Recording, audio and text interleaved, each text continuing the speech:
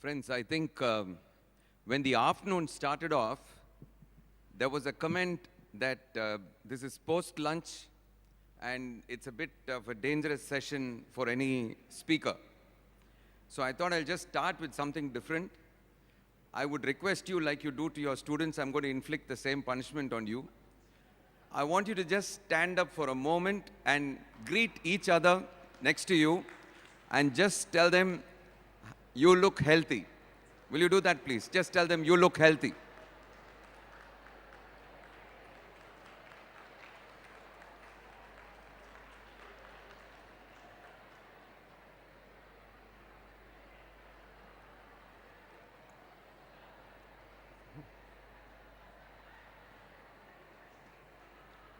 Good. If you're finished greeting them, you can please sit down.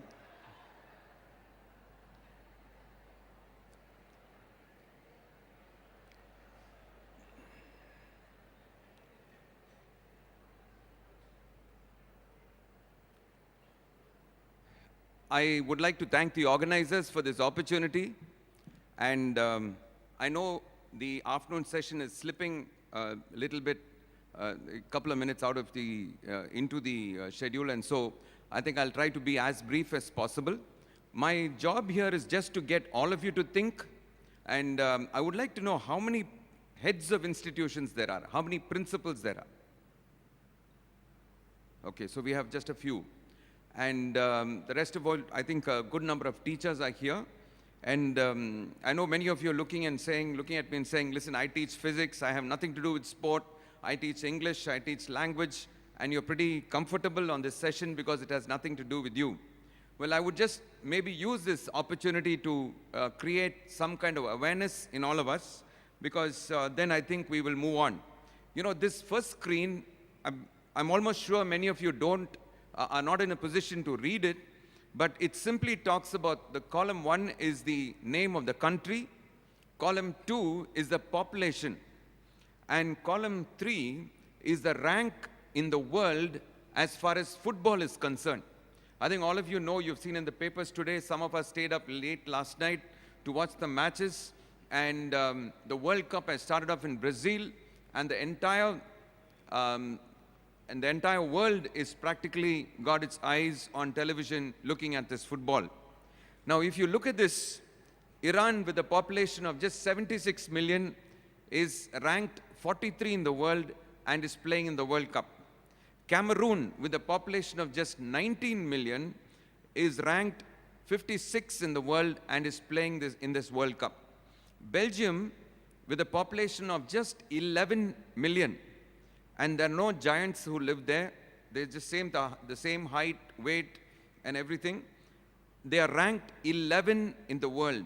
Mexico, a very poor country, competing with us in terms of development, they have a population of 112 million, and they are ranked 20 in the world, and they are at this World Cup. Croatia, with a population of 4 million, is ranked 18th in the world, and it's also there in the World Cup. India, with a wonderful population of 1,210 million, and with an amazing low rank of 154, is not playing in this World Cup. This is 2 years old. This data is 2 years old, and I'm just trying to help us to think. This is about the Olympics 2012 that was held in London. And here again, Lithuania, with just a population of 3 million, had a medal tally of 5. Kenya, a very poor country by even our standards, has a population of 38 million and had 11 medalists. Belarus, which is about 9 million, had 12 Olympic medals in the 2012 Olympics. Brazil, again a poor country or a developing country, 192 million, medals 17. North Korea, a pathetic country with no democracy and practically nothing around, a population of 24 million and a medal tally of 6. Ukraine with 45 million with a medal tally of 20. And India again with a mighty, gigantic 1,210 million, landed up with just 6 medals, and we are very glad that we at least got something on the table. Friends, I just want to say that if India is going to develop, it's because the schools in the country are going to look at what is it that is wrong with our system. If the schools don't look at what is wrong with our system, there is absolutely little or no chance that we will make any progress in the days to come. And I also want to mention here, this is not just with regard to the Olympics or with regard to football. Almost in all sport, if at all we have somebody who is shining at the international level, it's simply because of an individual's effort with a few people who have been very sustained in their energy, and also a couple of parents, and maybe a coach here and there, or a physical education teacher here and there. But it's not because of the system. And I just want to bring this. If this can create some awareness here, I'm glad. But we are looking at broad basing in schools what should be, because in many of these countries, that is where they have scored. Let me go on. Today they're talking about lifestyle diseases. In the Indian Administrative Service and in the All India Services, after you have crossed 45 years of age, you have to do a compulsory medical checkup, a comprehensive health checkup. And we're going to do it. And we are also warned by everybody and the media and everything that we read, there are lifestyle diseases which don't spare anybody. The only way you can get around lifestyle diseases is with physical fitness. Let me go on. What is the challenge that is before us? On the one side, combining fitness, combining sports, and combining excellence in sports. Today, many schools, and I'm not referring to any school here, I'm just being very general. Many schools are very happy if 1 or 2 or 5 or 10 have done excellent, have done really well in sport with a population of 3,000 in their school or 4,000 in their school. And that child or that group of 10 children will be highlighted and the school will take the credit for it. But if you look at the entire population, student population in that school, and whether fitness and sports and excellence in sports is really a focus, in a very tragic way, we must accept that it's not so. So is it possible to have a workable solution in your school? Now the answer is simply yes. I want to say it is, what I'm proposing here is simply a tool, and I know SBOA school is doing something about it. I know some of the other schools are doing something about it, but I want to tell you what is really the vision behind this whole thing. Now this is what I'm proposing here, and what is being carried out is actually a scientific, tested and a tried tool. What does it involve? It involves broad basing physical fitness, broad basing sports talent identification, and broad basing talent development, sports talent development. Let me go on. The focus is only on the 6th, 7th, and 8th class children. 6th, 7th, and 8th. So we are not looking at the entire school. We are looking at just these 3 classes. For academics, you have a report card. Now I want you to just listen to me for a few minutes and I'll be done. Because I'm trying to draw a parallel. For academics, you have a report card. When I studied in school, I had a report card. At the end of the term, it was filled up, or rather the exams were done, and then the second term opened, and I went home with my first term report card. The same followed in the second, and in the final exam, I've completed it, and then I was told on a particular day whether I moved on or not. In my report card, all the tests that I had done were listed out in terms of subjects, the total marks I would get, and my parents would know how well or how badly I have done. And this is the same pattern we follow, even now in all our schools. What I'm simply saying is that in sports, it is possible to have a simple set of tests, just like you would evaluate them on English or Tamil or in Hindi or whatever subject that we teach them. It's possible to evaluate them on physical fitness and also give them a report card. It's easy to administer. It motivates the children to keep practicing, and the children, if they are really oriented to it the right way, will land up working out the whole year because they want to do well each term. Let me go on. There are 5 motor qualities across sports. You get very specialized and they talk about 20 motor qualities. But for now, there are 5 motor qualities which practically cover all sport. What are they? The first one is speed. You have 100 meters dash. You have games like football where you need a lot of speed. You need like handball, you need speed. You need to run really fast. Speed, that's speed. Endurance. You need to keep running all the time. One of the reasons we don't do well in football, they say, is because we simply can't manage to run all the time the way the developed country, all these countries listed here are able to put their men on the field. Endurance.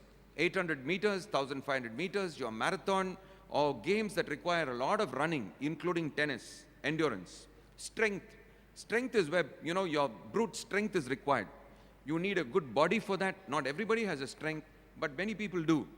So strength is a third motor quality. Explosive power. In many things you need to move, suddenly you need to move very fast. Let's say, for example, fencing. Let's say even kabaddi for that matter. Many of the sport, explosive power, even in football, you suddenly need to surge up and then come back. Now, and then the last is agility. These agility, is simply to be able to move quickly and move it with finesse and do what you're supposed to do on the sports field. These are 5 basic motor qualities. Now, what are we saying? These tests, which I put here on the board for you or on the screen, are simply tests which will test the children in standard 6th, 7th, and 8th. And the tests are the same. Only the standards and the norms will change. Now, I'll just give you one example. I'm not going to run through the whole thing. If you take speed, for boys is simply a 50-meter run. Just a 50-meter run. That's it. For girls, again, it's only a 50-meter run. If you take endurance, it's an 800-meter run for boys and a 600-meter run for girls. For strength, it's just a shot put to test the strength of the child, a 4 kg shot put for boys and girls. Explosive power, long jump. Agility is 6 into 10 meters, which means I start from here, I run 10 meters, touch a point, run back, and I run this length 6 times. This will test my agility. Now, how did we work these tests out? We put about nearly 20 experts on this, some very accomplished coaches, and we arrived at this. We tested this on 15,000 kids. So I'm saying that this is not something that you just pulled out of a hat, you tried it out, you worked it out, and you tested it out. Now what is the plan? We simply look at 6th, 7th, and 8th because prior to that, earlier than that, it's not very good to push kids into very hard sport, except maybe things like swimming. There are a few sports, but it's not good to take them into athletics before 6th standard. Heavy athletics is not very good. Light playing and that kind of thing is good. But then, what is the plan? 6th, 7th, and 8th standard only. 5 simple tests, like I mentioned, for each motor quality. Different standards and norms for the boys, girls, and for each standard. To be done in each of the 3 terms. Now, this is the tragedy. Many schools are doing the battery of tests, doing it only in the first term, and then abandoning it. Why should you do it 3 terms? Simply this. You do it in the first term. You put all the norms and you tell the children, if you manage to run 50 meters in so many seconds, you will get 10 marks. If you slip a little below and run it in more time, you will get 8 marks, and so on and so forth.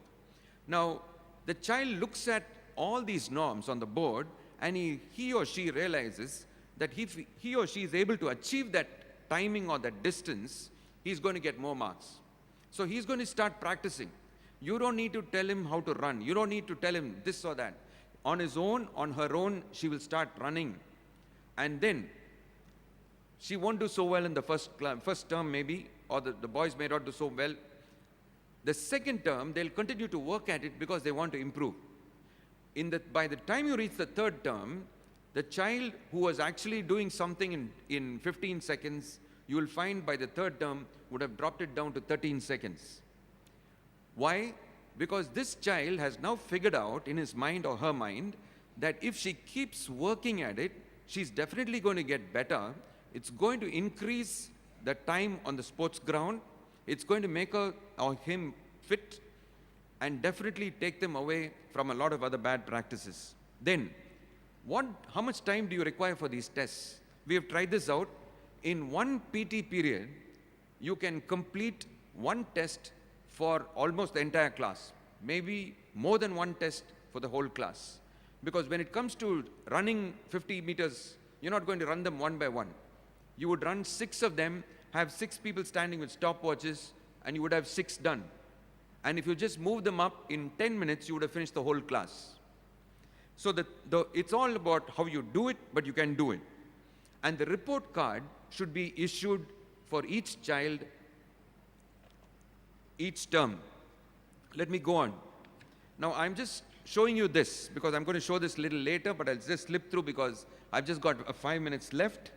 This is the report card. I'm just holding in my hand for 6 standard girls. The first page is very simple. Standard, name, class, section, dash, dash. The only thing of relevance is the height and the weight. The second page of the report card are the norms.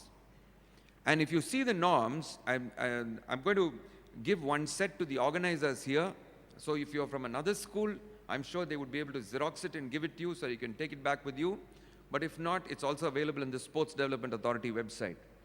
You will find that each of the motor qualities have got the norms listed and also the marks. Now, you know, our parents, our children, all of them have become psychologically fixated with marks.